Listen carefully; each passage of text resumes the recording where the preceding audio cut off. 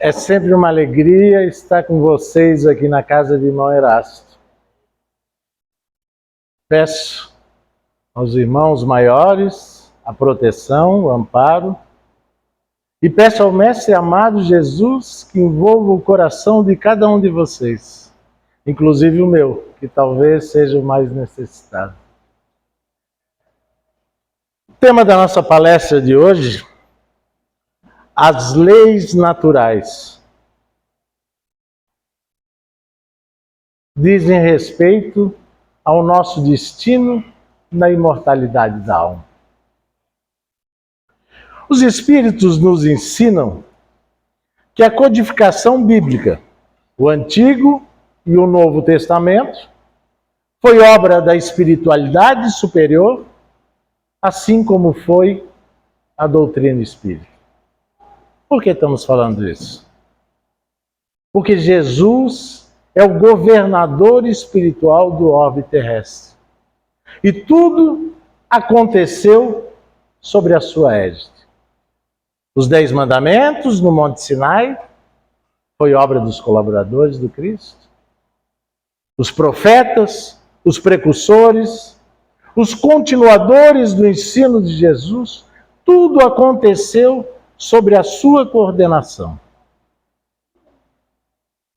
Tem um livro chamado A Caminho da Luz. É um clássico da nossa doutrina, onde Emmanuel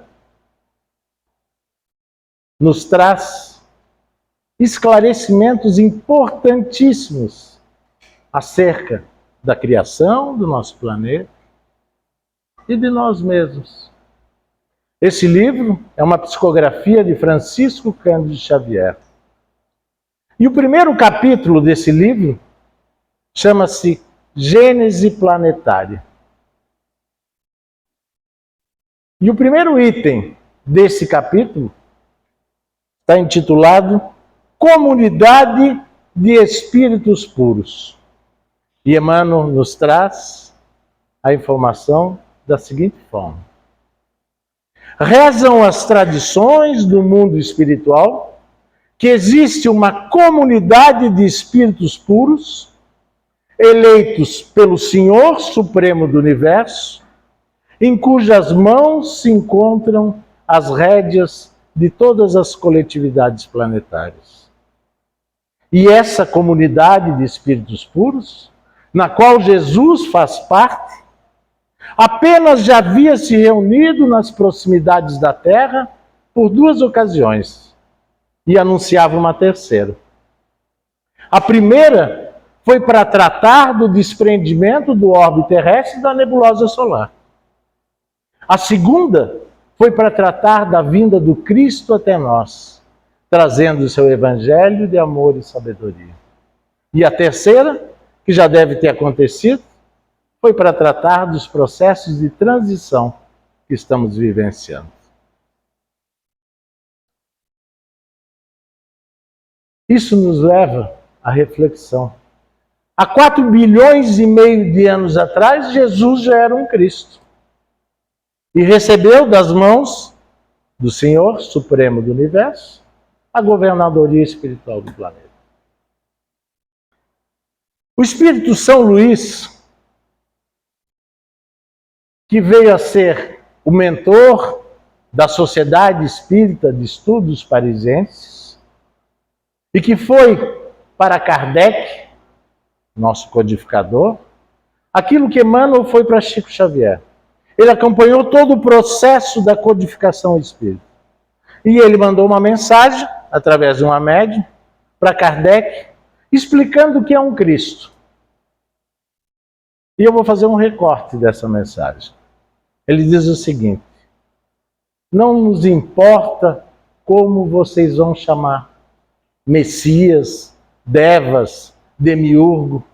Isso não nos importa, porque vocês vão se utilizar de inúmeras linguagens.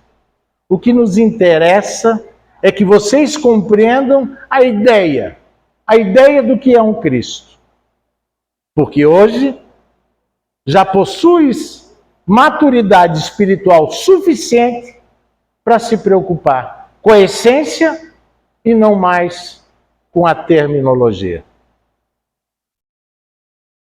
E o Espírito Lacordaire vem nos auxiliar também, dizendo que os Cristos estão no topo da escala dos espíritos puros. Vamos refletir sobre isso. Kardec, na codificação, classifica, a grosso modo, que existem os espíritos inferiores, presentes todos nós, os espíritos bons e os espíritos puros. E se nós imaginamos que quando chegamos a esse estágio, espíritos puros, onde não mais temos necessidade de encarnar no corpo físico, nós chegamos no final da nossa jornada, ledo engano. Ali começa uma nova jornada evolutiva. E os Cristos estão no topo da escala dos espíritos.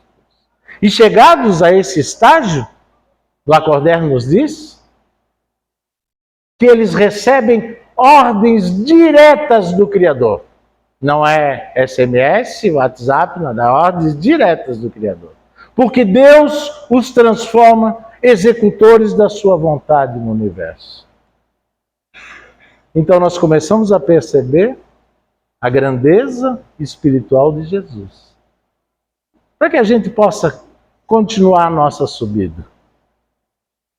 Aprendemos com o Consolador prometido que não basta acreditar em Deus. É preciso confiar, porque Deus é presença. Talvez esteja aí o grande ensinamento que a doutrina propõe. Uma fé que não é cega. Um acreditar que não é o simples acreditar de uma criança. Você confia porque tem uma base. É uma fé raciocinada. Você não sabe a razão do sofrimento, mas sabe que há uma razão. Sabe que existem múltiplas existências. Que existe a lei divina e que elas são solidárias. E mais importante ainda, que Deus é soberanamente justo e bom. Está lá no capítulo 5 do Evangelho segundo o Espiritismo. Talvez esteja aí, nesse capítulo, o grande ensinamento dos Espíritos, que traduz para nós o Consolador. Bem-aventurados os aflitos, porque serão consolados. E Kardec, no início desse capítulo, se coloca na posição de cada um de nós. Acredito que cada um de nós já fez esse questionamento a si mesmo ou aos nossos irmãos. Ele começa dizendo assim: por que uns sofrem mais do que os outros? Por que uns nascem na riqueza, na bonança, na saúde, na alegria, enquanto outros nascem na tristeza, na doença, na miséria?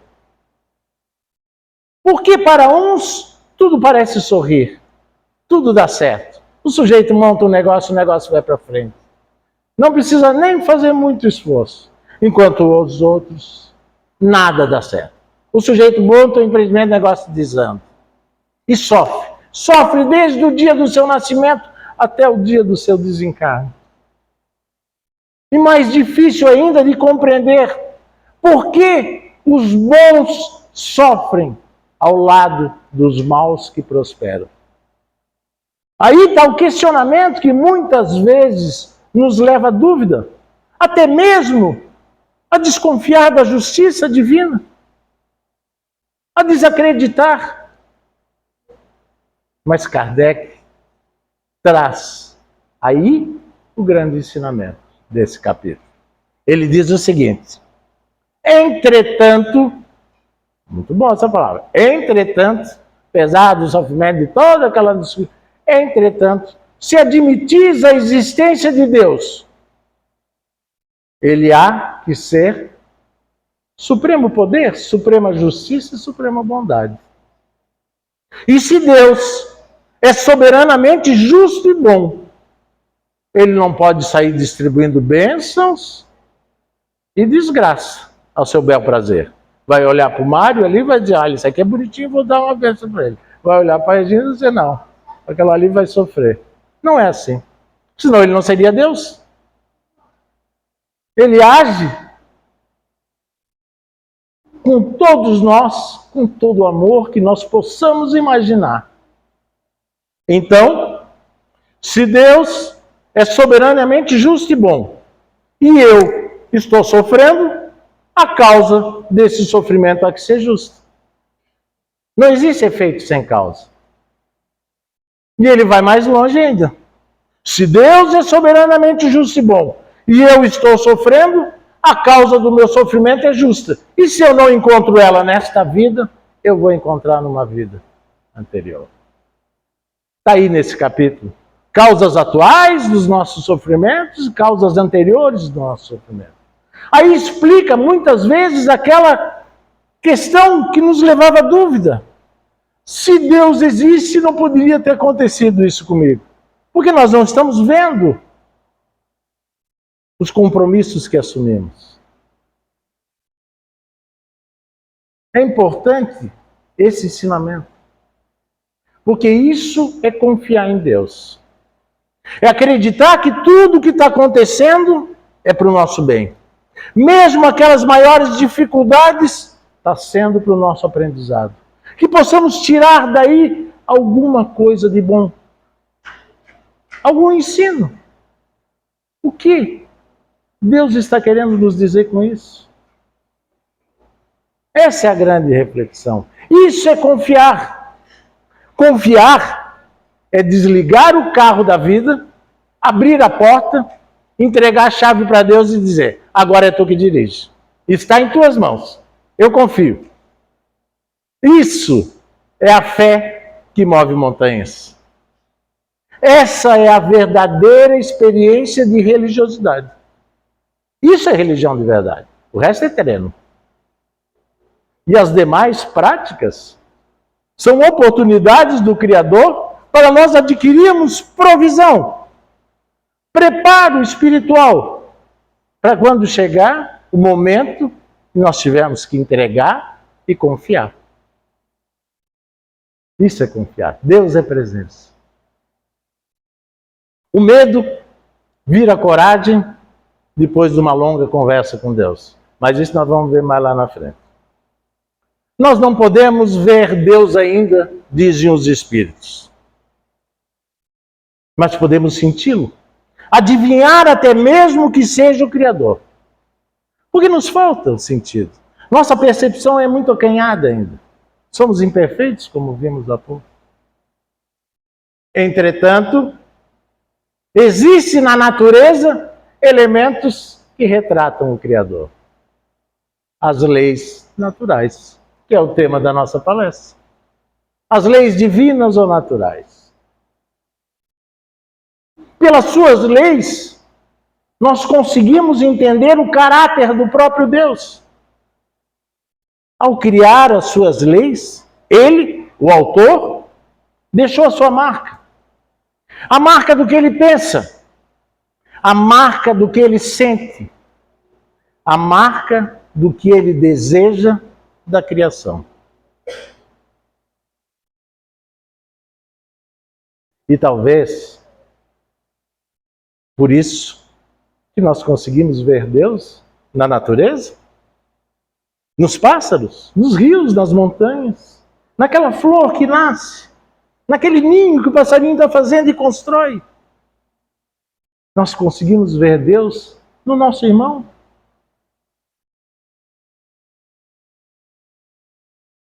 E talvez, inspirado por essa grandiosidade, Emmanuel, na sua outra obra, também fantástica, O Consolador, também psicografia de Francisco Cândido Xavier, é um livro composto de perguntas e respostas. Chico pergunta e Emmanuel responde. Na questão 27 ele pergunta: como devemos compreender a natureza? E Emmanuel responde poeticamente. A natureza é sempre o livro divino, onde as mãos de Deus escrevem a história da sua sabedoria. Poético isso, né? Isso nós devemos guardar assim para as nossas vidas. A natureza é sempre o livro divino, onde as mãos de Deus escrevem a história da sua sabedoria. Então podemos olhar para a natureza e ver Deus. Podemos ver o que Deus pensa, o que Ele sente, o que Ele deseja da criação. Porque tudo é perfeito. Tudo na criação é perfeito. Aquela flor nasce, linda, maravilhosa. E tem uma coisa importante na natureza. Alguém já viu, por acaso, o passarinho construiu o ninho dele lá, aí deu essa ventania, essa tempestade, caiu o ninho dele, vocês viram o passarinho lá embaixo chorando? Ai, meu ninho! Não. Ele começa automaticamente a construir outro ninho. Ele não fica ali se lamentando. É isso que Deus espera da criação.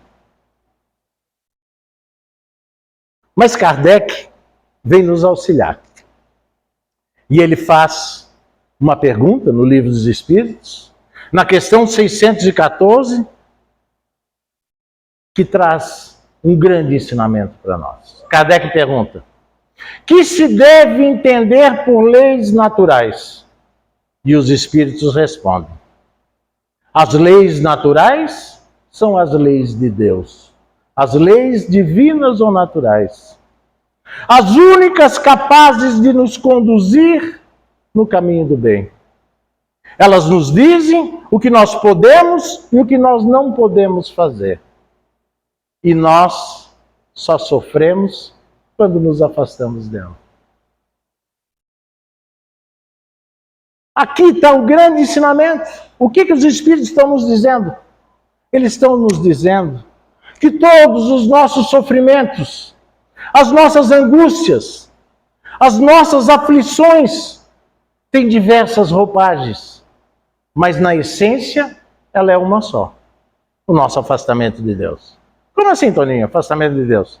Todas as vezes que nós deixamos de cumprir as suas leis, nós estamos nos afastando de Deus. Simples assim.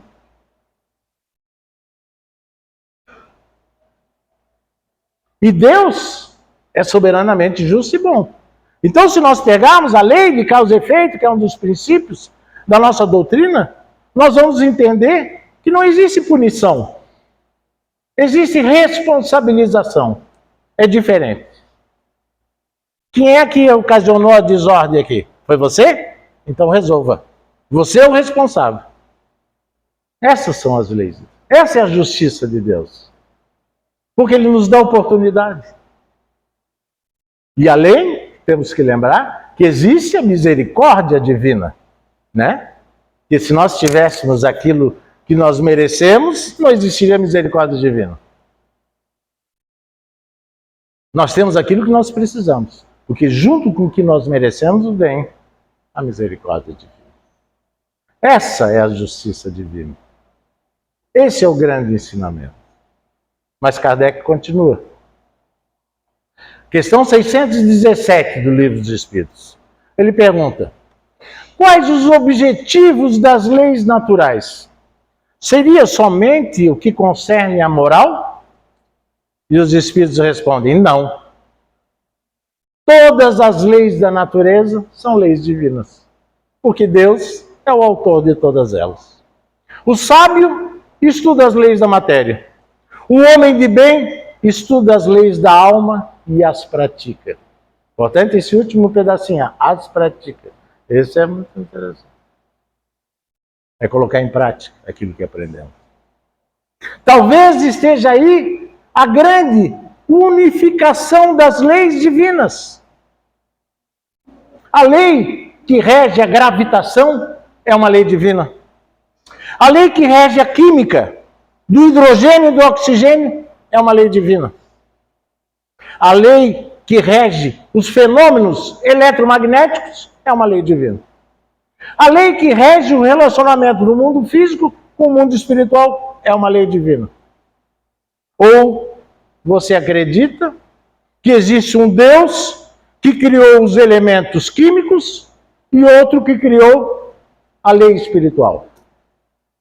Você imagina que existe um Deus que criou as leis da física e outro Deus que criou a lei de evolução espiritual? Não. Deus é o autor de todas elas. E os espíritos complementam dizendo o seguinte: Deus criou todas as leis. Por isso a unicidade na lei divina. E aí vem uma fala do grande filósofo e padre Teilhard de Chardin. Tudo que sobe converge. Tudo que está subindo está convergindo. E tudo converge para o amor. Por quê? Porque o amor é a lei que rege o universo. E mais, não precisa lei para ensinar quem ama a não prejudicar. Quem ama, ama. Então, se você ama, você é o melhor companheiro. Se você ama, você é o melhor profissional. Se você ama, você é o melhor espírito, o melhor cidadão. Importante essa nossa reflexão. E Kardec continua. Porque nós vamos vendo que Kardec vai construindo uma ideia. Ele parte sem ideia preconcebida. Ele vai construindo através de observações. E desses questionamentos que ele faz para os espíritos. E na questão 617A, ele pergunta: é dado ao homem se aprofundar em ambas as leis da matéria e do espírito? Os espíritos respondem: sim, mas uma só existência não é suficiente. Por mais longa que seja a existência, ela não é suficiente. Principalmente quando ela é de curta duração, quando é na grande maioria das vezes. Aqui está trazendo os princípios da doutrina espírita. Pluralidade das existências, as múltiplas existências. Lei de evolução espiritual, reencarnação. Uma só existência não é suficiente. Nós temos que voltar. E nesse momento que nós chegamos aqui, existe um propósito. Existe uma programação reencarnatória, onde consiste no seguinte: sair daqui melhor do que quando nós chegamos. Esse é o processo. É evoluir, é crescer. E para isso nós vamos vir quantas vezes forem necessárias. Vai depender do nosso esforço, de cada um. Uns vão chegar mais cedo, outros vão chegar mais tarde. Mas tem uma coisa boa para dizer para vocês. Nós todos vamos ser anjos. Todos nós aqui. Não, mas eu não quero ser. Vai ser. Vai ser, não adianta bater o pé. Vai ser anjo, todo mundo vai ser anjo. Vai demorar um pouco, mas vai ser. Todos nós vamos ser anjos. Isso é bom, né? Outra coisa boa. Nós não temos nada, mas somos filhos do homem. E somos irmãos de Jesus, olha só. Isso é uma bênção. Isso que nós temos, por isso que é alegria. Por isso que o evangelho é alegria. Por isso que a boa nova é alegria. É disso que nós temos que entender. E os espíritos ainda perguntam: sim, mas aonde está escrito as leis de Deus? E os espíritos respondem na questão 621, na consciência.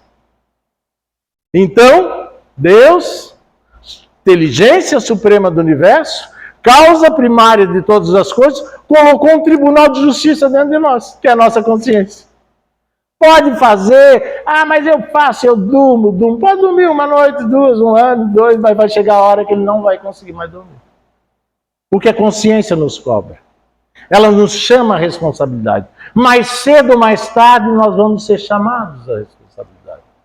E está lá, Código Penal da Vida Futura, um livro, Céu e Inferno. Toda vez que você comete um erro, fere alguém, há 3 elementos: arrependimento, reparação e expiação. Mas isso é para uma conversa mais na frente.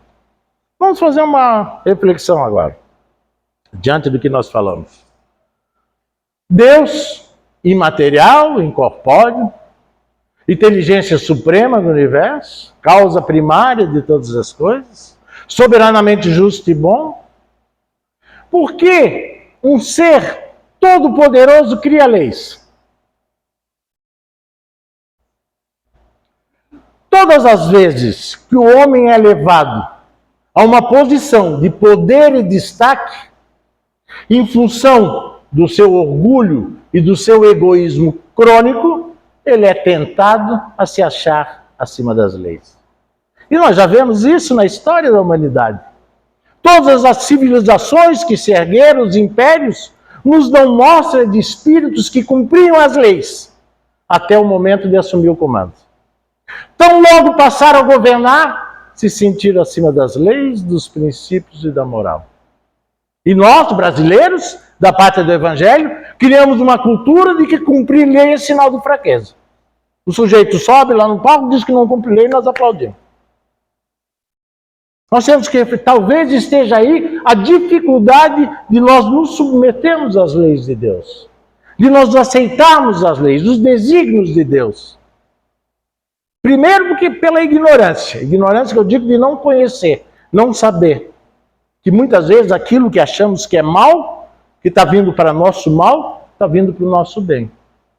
Talvez esteja aí a grande dificuldade de nós aceitarmos. E está aí o sofrimento, porque o que dizem os Espíritos? Nós só sofremos quando nos afastamos. Então, quando nós não cumprimos as leis de Deus, nós estamos nos afastando de Deus. Aí está o grande ensinamento.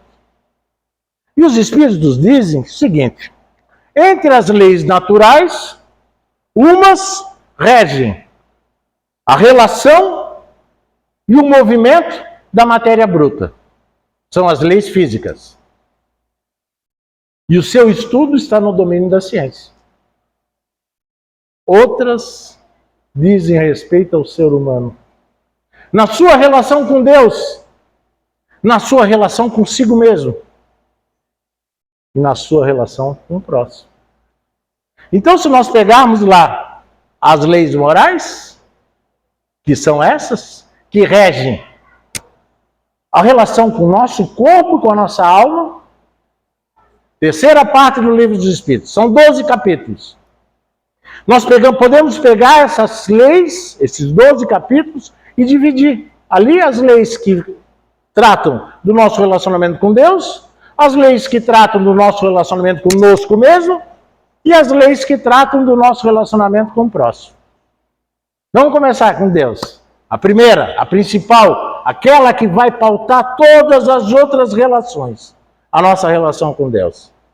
Primeiro capítulo, leis divinas ou naturais. Acabamos de falar aqui agora. Segundo, lei de adoração. O que é adoração? Lembra da prece? Vamos elevar o pensamento a Deus. Adoração é elevar o pensamento a Deus. Quando estamos em oração, a nossa alma se aproxima do Criador. Só que eu tenho uma história para contar para vocês aqui. Teve uma ocasião que um repórter pediu para fazer uma entrevista com a Madre Teresa de Calcutá. E a Madre aceitou, e o repórter nervoso, porque era aquela energia, ele estava naquele lugar onde as luzes estavam presentes, aquela energia, e ele se empolgou e disse: Madre, quando a senhora ora, o que a senhora fala para Deus? Ela olhou para ele e disse assim: meu filho, eu não falo nada. Aí ele ficou intrigado com a resposta e disse: pô, vou fazer outra. Sim, tudo bem, a senhora não fala nada. E o que Deus fala para a senhora? Ele não fala nada, meu filho. Essa é a diferença entre palavra e presença. Para que a gente possa explicar isso que eu estou dizendo, vou dar uma comparação aqui. Vamos imaginar um pai ou uma mãe admirando o seu filhinho no berço. Precisa dizer alguma coisa? Não. Essa é a diferença entre presença e palavra. Deus é presença.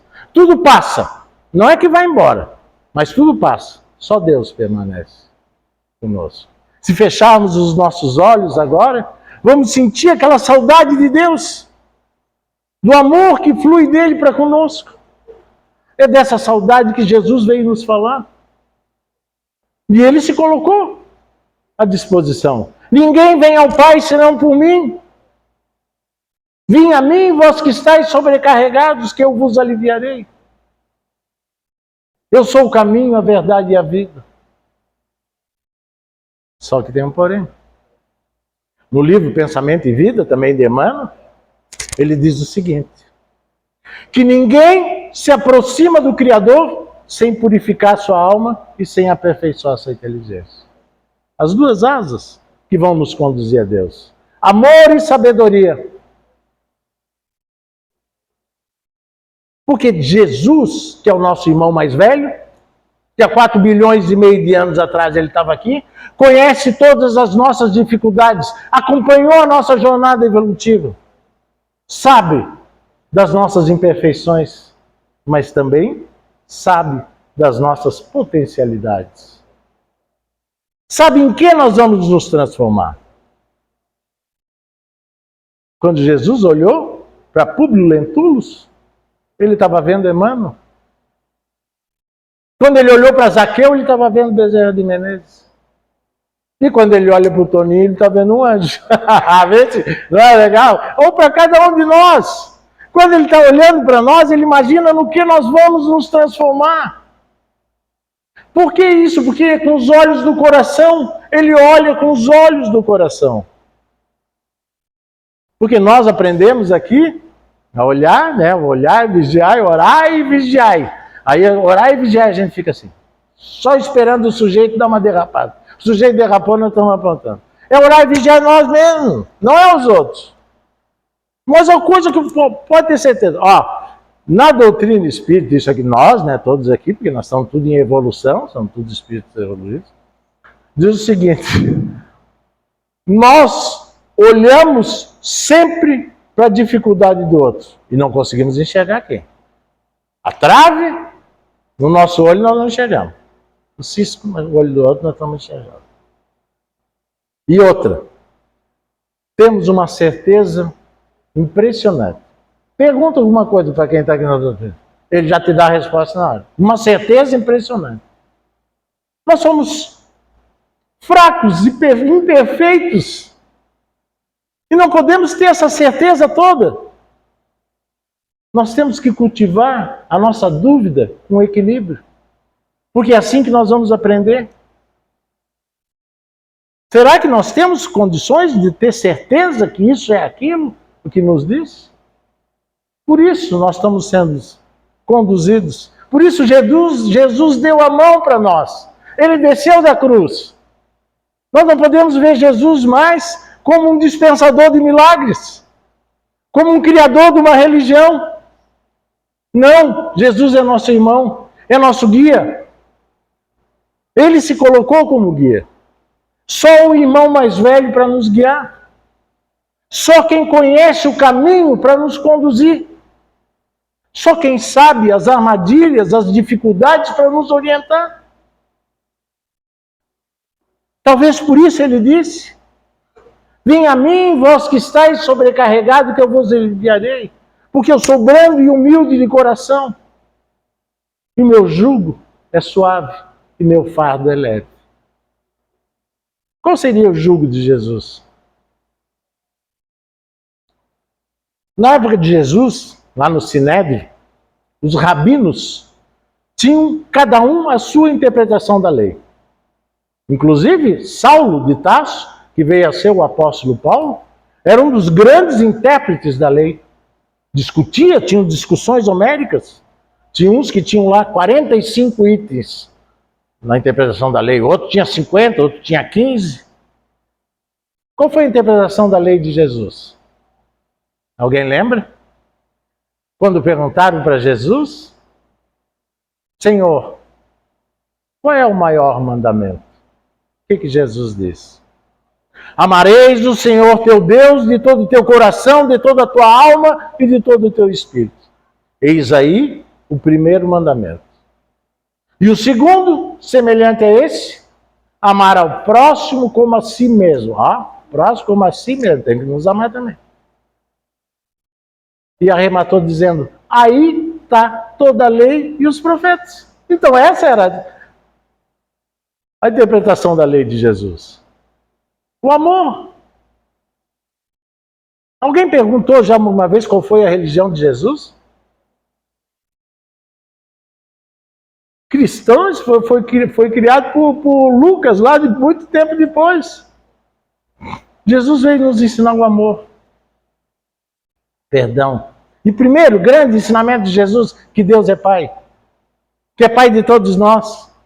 Lembra da oração? Pai nosso que estais nos céus. Não é Pai do Alcebiades, não é Pai do Toninho, não é Pai da Regina, nem do Mário. É Pai de todos nós. E será que nós agimos como irmãos? Essa é a questão. Talvez esteja aí a grande chave para a nossa transformação. É isso a nossa busca. A nossa mudança. Nós chegamos hoje, meus irmãos, numa grande encruzilhada existencial, onde se faz necessário se resgate os princípios da ética e da moral. Nós estamos passando por um processo de transição, todos escutam isso a todo momento. Estamos passando de um mundo de provas e expiações para um mundo de regeneração. Está acontecendo uma seleção de espíritos. Está lá na última questão do Livro dos Espíritos. Os espíritos que a morte vai ceifando dia a dia e que teimam em impedir a marcha do progresso, serão daí excluídos. Irão para mundos inferiores, onde trabalharão pelo seu próprio adiantamento e para o adiantamento dos seus irmãos imperfeitos. Foi o que aconteceu com Capela, todo mundo já ouviu falar? Capela também estava passando por um processo, era um mundo de provas e expiações e estava passando por um processo de regeneração, está nessa obra que eu falei para vocês, A Caminho da Luz. E aqueles espíritos que não tinham condições de viver num mundo regenerado vieram para a Terra, nós, presente, para ajudar aqueles que precisam. Então nós temos que fazer uma reflexão a respeito disso. Então, na nossa relação com Deus, nós temos que resolver esse problema. Confiar em Deus. Temos que confiar em Deus. Tem uma historinha aqui do confiar, que eu não sei se eu já contei, se alguém já escutou, me peço desculpa, mas eu vou contar de novo porque ela é muito interessante. Francisco de Assis estava lá no seu mosteiro, lá, né, na Úmbria, frio, gelado, neve, e ele tinha que passar orientação para o mosteiro mais próximo. E naquele tempo não tinha Uber, não tinha WhatsApp, não tinha nada, ele tinha que ir caminhando. E chamou um monge e pediu para acompanhá-lo. E naquele tempo, essa jornada demorava assim, saíam de manhã, chegavam lá no final da tarde. Então fez, nós vamos chegar no final da tarde, levaram a comida e tal. Então, quando chegou no final da tarde, já estavam quase morrendo de frio, aí olharam aquele mosteiro enorme. Se aproximaram, aquela porta grande, imagino eu aqui, né? Aquela rodela que tu bate, lembra? Abriram aquela janelinha pequenininha assim. Quem é? Ele falou, é Francisco. Ah, não, é Jesus. Fechou a janelinha de novo. O monge que estava no lado ficou apavorado, se sentou na beira da estrada e começou a chorar. E Francisco começou a brincar com a neve. Aí o monge falou, pai Francisco, tu tá ficando louco? Eu sempre esperei por isso, a minha vida toda. Esperou por quê? Para morrer? Não, para ficar 100% na mão de Deus. Isso é confiar. Essa é a fé que move montanhas. Isso é confiar em Deus. E na nossa relação conosco mesmo. Vamos lá, pegamos nossa relação com Deus, já resolvemos o nosso problema com Deus, vamos ver o nosso problema conosco mesmo.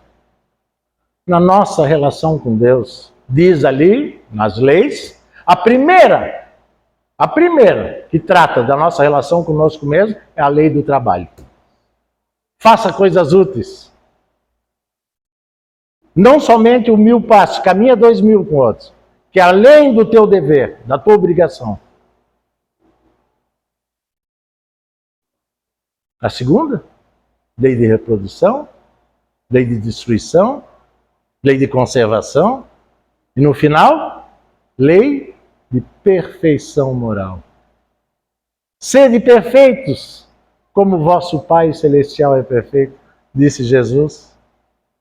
É a perfeição relativa que nós podemos hoje, de acordo com o nosso estado evolutivo, conseguir. Talvez não tenhamos dado muito assunto para essa fala de Jesus, porque achamos que nós tínhamos que ser perfeitos como Deus. Não. É aquilo que nós conseguimos hoje. Esse é o processo. E nessa relação conosco, vamos ocupar nossa mente. Como dizia minha avó, mente vazia o diabo faz tricô. Então nós temos que ocupar nossa mente.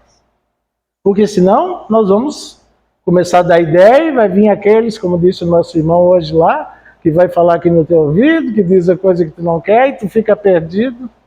Temos que ocupar nossa mente. Nós temos até uma terapia aqui que nós criamos aqui, a terapia de afastamento de obsessor. Essa terapia é ótima. Afastamento de obsessor. O sujeito levanta de manhã, abre o Evangelho. Abre o Evangelho, faz uma leitura e faz aquela prece sincera. O obsessor já começa a ficar irritado. Olha, aí sai na rua e cumprimenta todo mundo. Bom dia, boa tarde. Chega no serviço e ajuda a pessoa que está ali com problema. Ajuda ele e tal. Chega em casa e agradece a sua esposa o dia que chegou. A família.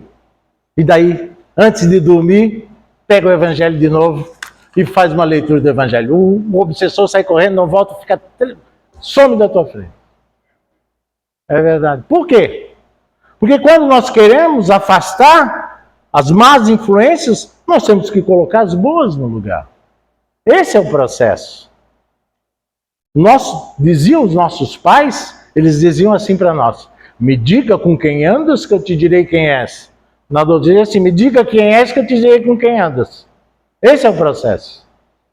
Os nossos pensamentos, as nossas vibrações, o nosso corpo vibra, o nosso pensamento vibra. E eu estou vibrando aqui no relógio, estou vendo o tempo e estou indo. Se vocês deixam, eu fico até amanhã falando. Vai que eu fiquei aqui. Então, meus irmãos, só para a gente complementar a nossa relação com o próximo. Aí o negócio pega, né? Nossa relação com o outro. Tem um grande ensino, por isso que eu digo que a doutrina espírita ela é a chave para aqueles ensinamentos de Jesus, que nos ensinou o que é caridade. Porque até então, entendíamos caridade você botar a mão no bolso, tirar 5 contos e dar para o sujeito. E quando nós conhecemos, através da doutrina, o que eles nos ensinam, eles dizem o seguinte: caridade, benevolência para com todos, indulgência para com as imperfeições alheias e perdão das ofensas. Se nós não conseguirmos, pelo menos tentar esse ensino do Cristo, nós não vamos conseguir nos relacionar com ninguém. Está aí o amor. Tudo converge no amor. Por quê? Porque a lei de amor é a lei que rege o universo. Essa é a grande questão. Não precisa derrubar o microfone, mas esse é o grande ensino que nós temos que trazer para nós. Talvez esteja aí a necessidade. É difícil, claro. Temos que sair da nossa zona de conforto. Ah, mas eu não gosto, eu não quero. É difícil? Não é fácil. Mas como a gente viu, depende do quê? Do esforço de cada um. Todos vamos chegar, uns mais cedo e os mais tarde. E eu espero que todos nós estejamos juntos do Criador. Que Deus, nosso Pai, abençoe a todos nós. Muito obrigado.